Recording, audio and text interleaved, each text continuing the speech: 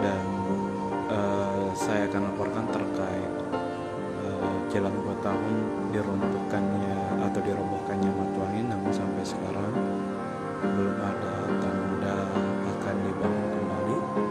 Dari depan layar kaca Tribun bisa dilihat rumput ilalang, bahkan pepohonan sudah mulai tumbuh dan tumbuh di bekas stadion kandang PSM Makassar ini.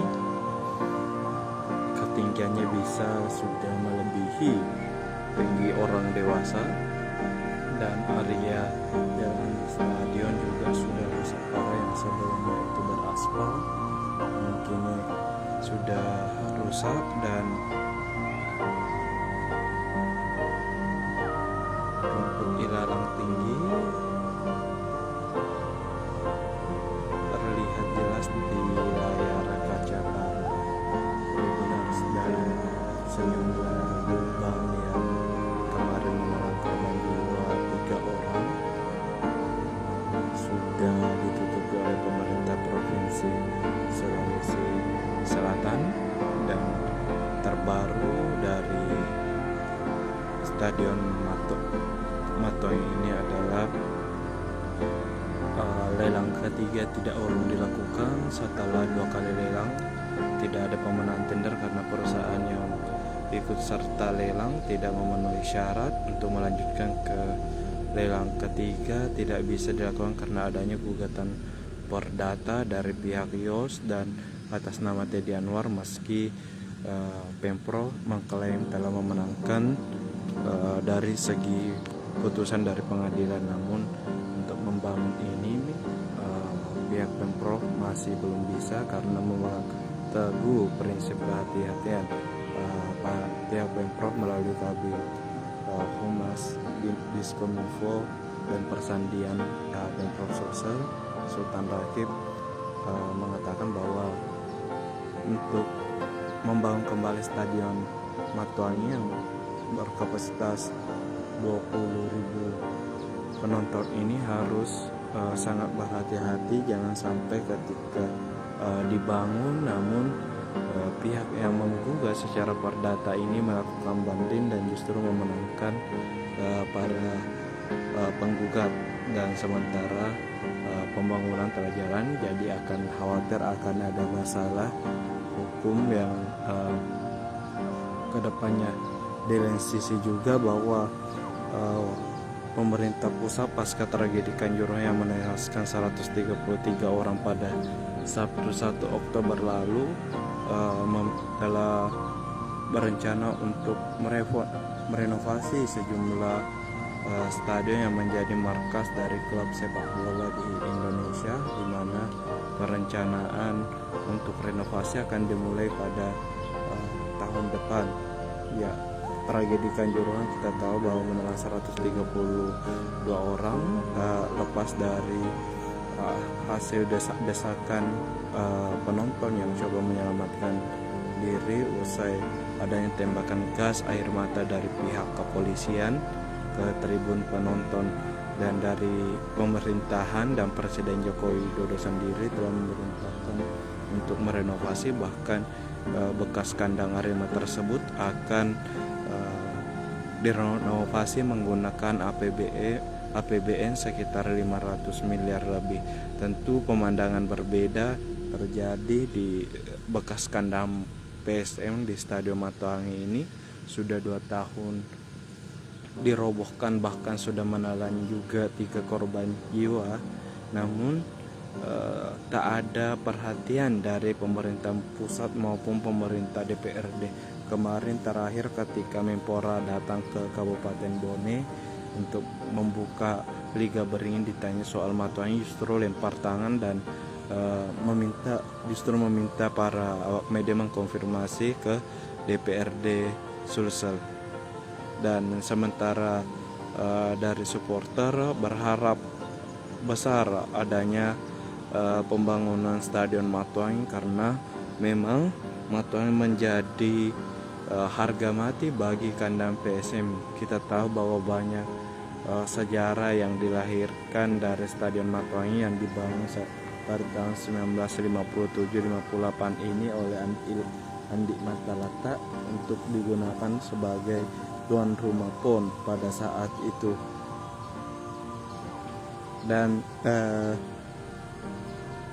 saat ini PSM harus menjadi tim musafir meskipun tetap berada di Sulawesi Selatan, yakni harus berkandang di Stadion B.J. Habibie Parepare, jaraknya 153 km dengan jarak tempuh 3-4 jam melalui jalur darat ke Parepare. Dan itu pun saat pasca tragedi Kanjuruhan, Menpora meminta agar stadion klub Liga 1 ini berstandar FIFA dengan khususnya ada single seat. Sementara kita tahu sejauh ini bekas kandang PSM di Stadion B.J. Habibie Parepare itu belum menggunakan single seat. Ini juga menjadi kekhawatiran para pecinta PSM, jangan sampai musim ini jika liga dilanjutkan, skuad Laskar Pinisi harus menjadi tim musafir dengan kandang yang tidak memenuhi hasil verifikasi atau uji kelayakan dari pemerintah, baik dari PSSI, FIFA maupun AFC.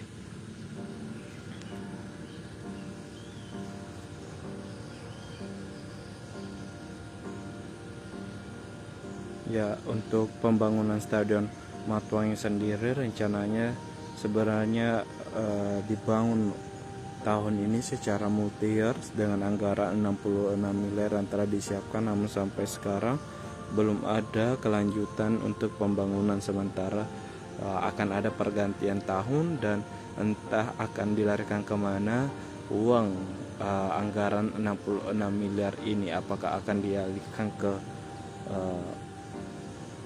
tupoksi lain di APBD Provinsi Sulawesi Selatan atau tetap menjadi prioritas untuk pembangunan Stadion Matuangi.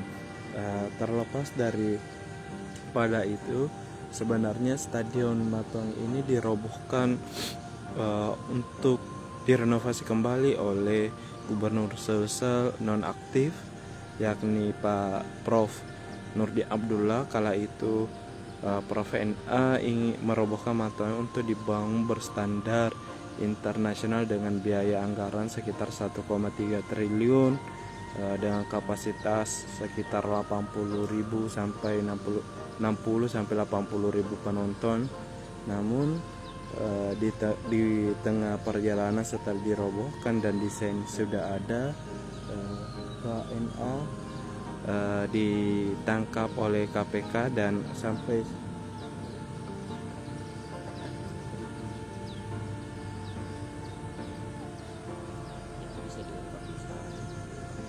dulu jatuh korban lagi kedalaman air 2 meter.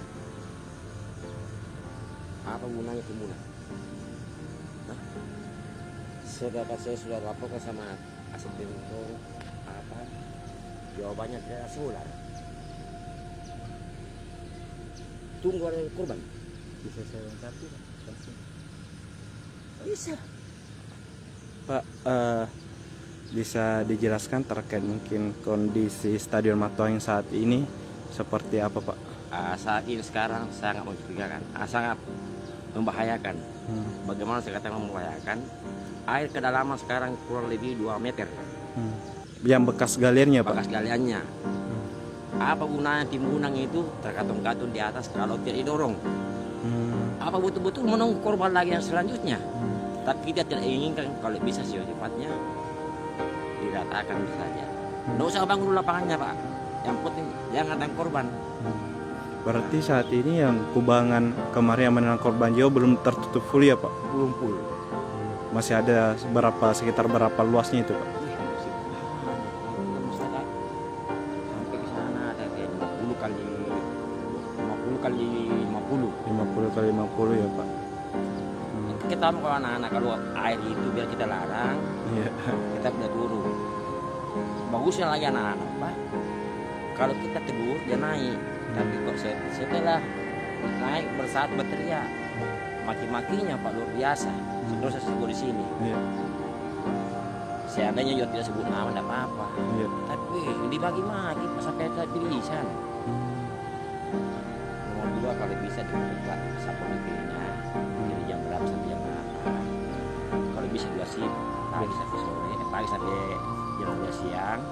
Jam 12 siang sampai jam 5, jam 6. Karena biasa anak kalau jam 6 sore itu mereka habis itu memang hujan senang di air tuh. Iya. Pasti turun. Kita cukup mengawasi, tapi menjaga ya. Ya betul. Apa Oke, jangan sampai apa. terjadi itu. Kita koordinasi dulu.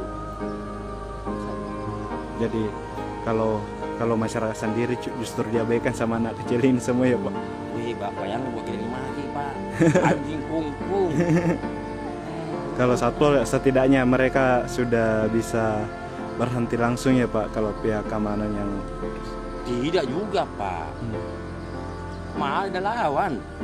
Bagaimana kita mau pukul anak kecil di bawah umur? Iya, iya. Berapa biasanya Pak jumlahnya anak kecil di yang Ada sekitar 20-an. 20-an ya Pak. Kedalapannya sekitar masih ada 2 meter. Siap. Atas nama siapa Pak? ABC. Pak BC. Siap.